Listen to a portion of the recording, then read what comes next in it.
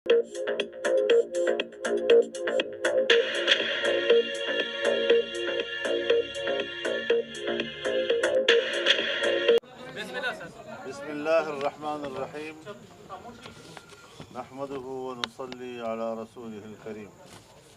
आप लोग आईनी तरमीम की बातें तो चलती रहेंगी और रोज़मर्रा के हिसाब से चलती रहेंगी। इसमें इसमें इसमें हज़रत इसमें पेशरफ्त हुई है और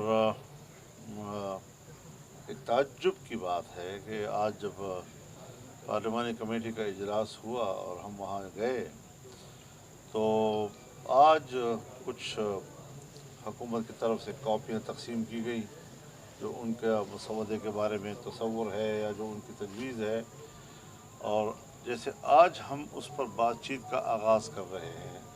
इससे कबल मुहर्रिक भी हुकूमत है और मसवदा भी नहीं था अब तक।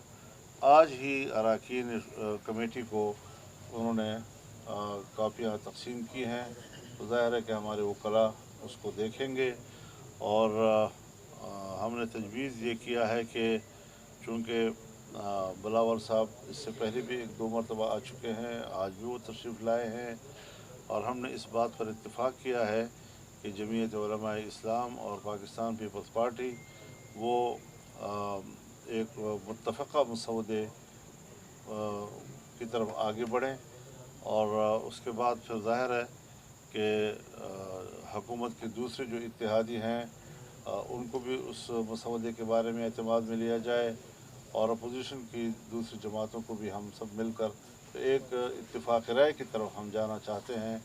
और उसके लिए हमारी तरफ से तो एक इत्मीनान दिया गया है कि हम एक बहुत ही मुनासिब मसवदे पे इत्तिफाक़ कर सकते हैं बशर्ते कि वो हमारी तजावीज़ को कबूल करें। हुकूमत ने जो इब्तिदा में हमें एक मसवदा यहाँ काले थैले में मुहैया भेजा था और जब हमने उसका मुताला किया था तो वो ना आइन का तकाज़ा पूरा कर रहा था, ना जमहूरियत का और ना आइनी और जमहूरी इदारों का, ना अदलिया का, तो हमने मुस्तरद कर दिया था। और हम अभी भी अपने मौक़िफ़ पे कायम हैं और हम कोशिश कर रहे हैं कि जो काबिल एतराज़ मवाद है उसके अंदर उसको मुकम्मल तौर पर साफ़ किया जाए और जिस पर इत्तिफाक़ राय हो सके कि जिससे आइन में इस्लाहात आएँ, अदलिया में इस्लाहात आएँ, न ये कि हम बिगाड़ पैदा करें। हमने 18वीं तरमीम के ज़रिए से भी माजी के जितने बिगाड़ थे आइन के अंदर उनको साफ़ किया था, लेकिन उसके बावजूद 19वीं तरमीम के ज़रिए से अदालती इस्लाहात में जो पार्लिमान का किरदार था उसको ख़त्म कर दिया गया। हम ये भी तजवीज़ कर रहे हैं कि आइनी 19वीं तरमीम को ख़त्म किया जाए और वापस 18वीं तरमीम को बहाल किया जाए जिसमें कि जजों के तकर्रुर और सीनियरिटी की बुनियाद पर हो, कारकर्दगी की बुनियाद पर हो, सेहतमंदी की बुनियाद पर हो।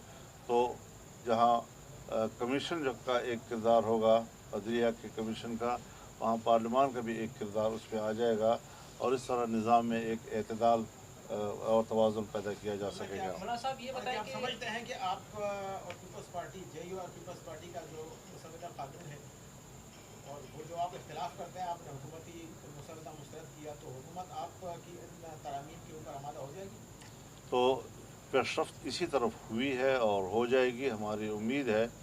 लेकिन इस पर ज़रूर अब हुकूमत को अंदाज़ा लग जाना चाहिए कि हमारे मौक़िफ़ को अवाम में पज़ीराई मिली है और आम तौर पर मुल्क के अंदर जो तासुरात हैं हुकूमत भी उससे आगाह है कि पब्लिक ने भी हुकूमती मसवदे का तो तसव्वुर है, हालांकि उनके सामने तो मसवदा मौजूद नहीं है, लेकिन उस तसव्वुर ही को मुस्तरद कर दिया और जो हमने मौक़िफ़ दिया और जिस हद तक भी दिया हमने तो उसको अवाम ने पज़ीराई बख्शी है।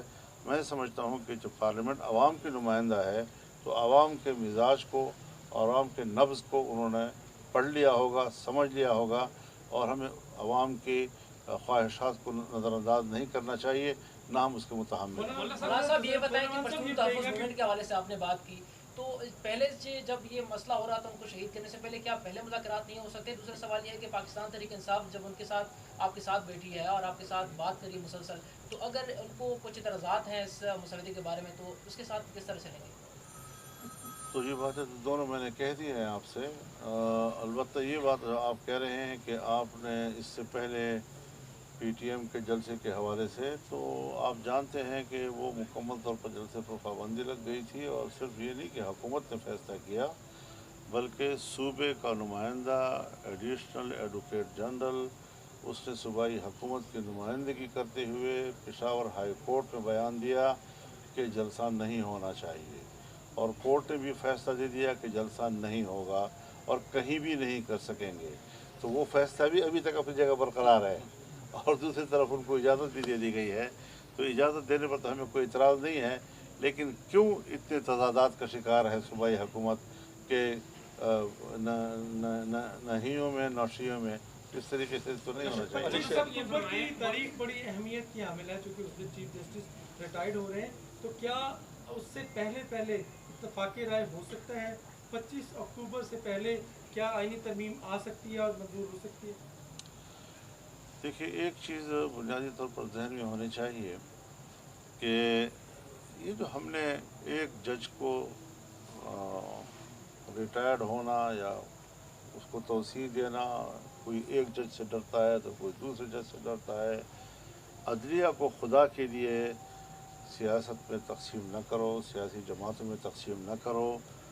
جج جج ہوتا ہے اور اس کو جج رہنے دیا جائے، اور ہمارے ججز بھی اپنی کارکردگی، اپنے رویوں سے پبلک کو مطمئن کریں کہ وہ غیر جانبدار ہو کر آئین اور قانون کے حوالے سے ہی فیصلہ دیں گے اور دیتے رہیں گے. لہذا 25 اکتوبر اور 25 اکتوبر کی باتیں ریٹائرمنٹ کی تو ہے، تو ٹھیک ہے، ریٹائر ہو جائیں گے، لیکن یہ ہے کہ نظام تو چلنا چاہیے اور نظام میں توازن پیدا کرنا ہے. ہم نے بھی عدلیہ کا اعتماد بحال کرنا ہے اور عدلیہ نے بھی قوم کا اعتماد بحال کرنا ہے. آپ نے آج کا کہا کہ پہلی مرتبہ حکومت نے کچھ کاپیاں تقسیم کی، کیا وہ حکومت کی طرف سے وہ کمپلیٹ مسودہ تھا جیسے پاکستان پیپلز پارٹی نے پیش کیا؟ ایک اور دوسرا، جے یو آئی کا جو موقف ہے خاص طور پہ وہ آئینی بینچ کا ہے یا آئینی عدالت کا ہے؟ اس وقت لیٹسٹ سچویشن کیا ہے؟ ابھی میں اس بارے میں کوئی تبصرہ نہیں کر سکتا، لیکن خدا کے لیے آئینی عدالت ہو یا آئینی بینچ ہو، یہ دونوں ایک دوسرے کے متبادل ہو سکتے ہیں، اور اس میں اگر ہمارا تنازع ختم ہو سکتا ہے تو یہ اتنا بڑا ایشو نہیں ہے. چاہے بینچ کی صورت میں معاملہ طے ہو یا عدالت کی صورت میں طے ہو، بات اصولوں کی ہے کہ ہمیں عدلیہ سے وہ کام لینا ہے کہ جو ہمارے آئینی معاملات ہیں، سیاسی معاملات ہیں، ان کو ایک طرف کیا جائے تاکہ عدالتیں فارغ ہوں اور وہ لوگوں کے جو کیسز وہاں پر پینڈنگ پڑے ہیں ان کو فارغ کر سکیں، ان کو فیصلے دے سکیں. جی وقار مسودے کے بارے میں بتائیے گا. مولانا، ایک تو یہ ہے کہ جو پیپلز پارٹی نے مسودہ آپ کو دیا ہے، آپ کیا سمجھتے ہیں کہ اس میں کتنا وہ سکم باقی ہے، یا کیا آپ اس کے ساتھ وہ کتنا اتفاق وہ کر سکتے ہیں؟ دوسرا، کیا پاکستان تحریک انصاف بھی آپ کو اپنا ڈرافٹ دے گی، اس کے بعد آپ وہ تینوں مشترکہ کر کے حکومت کو دیں گے؟ کوشش یہی ہے کہ پہلے پیپلز پارٹی اور ہم اتفاق رائے کریں، پھر ہم وہ پی ٹی آئی کے سامنے پیش کریں، اور وہ پیپلز پارٹی اپنی حکومتی اتحادیوں کے سامنے پیش کریں. ترتیب تقریباً یہی طے ہوئی ہے اور اسی پہ ہم کام آگے بڑھا. کتنا ٹائم لگے گا مولانا اس پہ اندازہ؟ تو جس وقت بھی یہ معاملہ طے ہو جائے گا، تو ایسا تو نہیں ہے کہ ہم کوئی تاخیر کے شوقین نہیں ہیں، لیکن اگر ہم نے 18ویں ترمیم میں 9 مہینے لگائے تھے تو کم از کم اس کے لیے 9 دن تو دیے جائیں نا.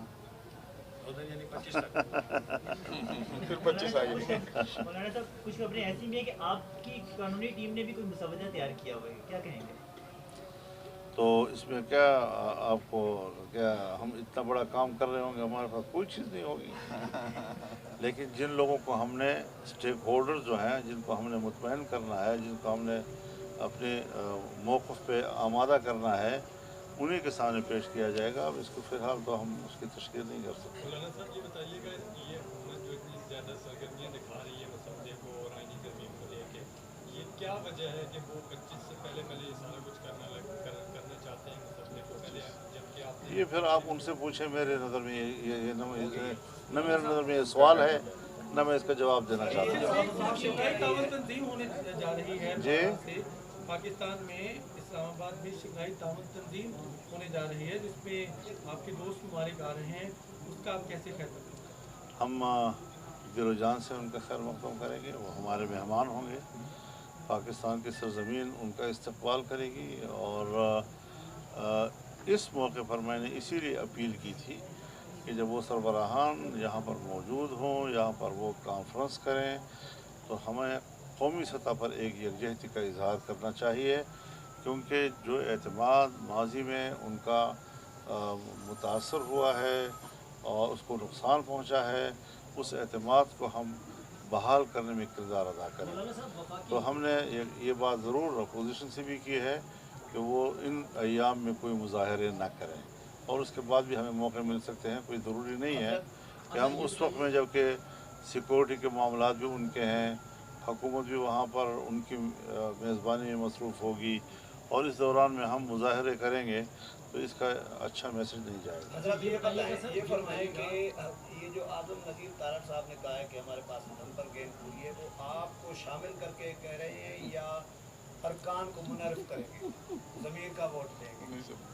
سیدھی بات ہے حضرت کہ ہم نے اگر ووٹ دینا ہوتا تو ہم آج تک دے چکے ہوتے. یہ معاملہ اسی دن ختم ہو جانا چاہیے تھا. ہم جو اب تک رکے ہوئے ہیں اور کسی قسم کا ہم ان کو ووٹ دینے پہ آمادہ نہیں ہو رہے ہیں, اس کی وجہ یہ ہے کہ ہمیں جو حکومت کا تصور ہے ترمیم کا, وہ قابل قبول نہیں ہے. سو ہم اپنی تجاویز لا رہے ہیں, اس پر ان کو اعتماد میں لے رہے ہیں, ان کو آمادہ کر رہے ہیں.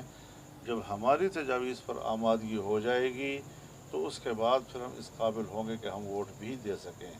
لیکن اگر ہمارے نظریے کے مطابق نہیں ہوتی تو پھر یہ باتیں کہنا ہے جی کہ نمبر پورے ہیں, نمبر پورے ہو جائیں گے.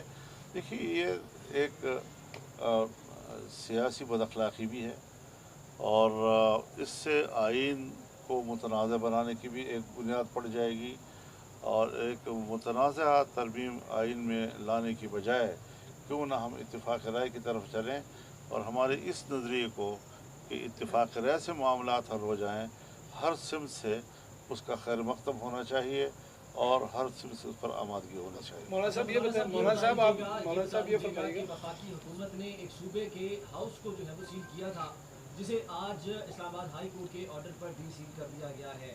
آپ وفاقی حکومت کے اس اقدام کو کیسے دیکھتے ہیں؟ تو جو کورٹ نے کر دیا ٹھیک کیا. مولانا صاحب یہ فرمائیے گا, آپ نے ابھی صوبے کے حقوق کے حوالے سے تحریک کی بات کی, تو اب کیا قوم کسی ایک نئی تحریک کے لیے تیار رہے؟ حضرت ہم تحریک ہیں, ہم نے کبھی بھی اپنے آپ کو تحریک سے الگ نہیں کیا. ہم اپوزیشن ہیں, اور ہم نے بطور اپوزیشن ملک میں سیاسی کردار ادا کرنا ہے. اور ہم اگر حکومت میں نہیں ہیں کہ ہمارے نظام تک رسائی ہو, تو پھر عوام کے ساتھ رونے کے لیے تو ہم کم از کم ان کا ساتھ دے سکتے ہیں نا. عوام کی مشکل میں تو ہم ان کے ساتھ کھڑے ہو سکتے ہیں. تو انشاءاللہ جمعیت علماء اسلام ملک بھر میں نکلے گی, عوام کو اپنے ساتھ شریک کرے گی, اور ہم ایک پرامن تحریک ہیں. ہم نے ثابت کیا ہے کہ جمعیت علماء قوم کی وہ پرامن قوت ہے کہ جس کو ہر سطح پر ہمیشہ سراہا گیا ہے, اور ہم ہمیشہ امن کے حوالے سے ملک اور قوم کے اور بلکہ بین الاقوامی برادری کے اعتماد پر بھی پورے ہوتے ہیں. بہت شکریہ.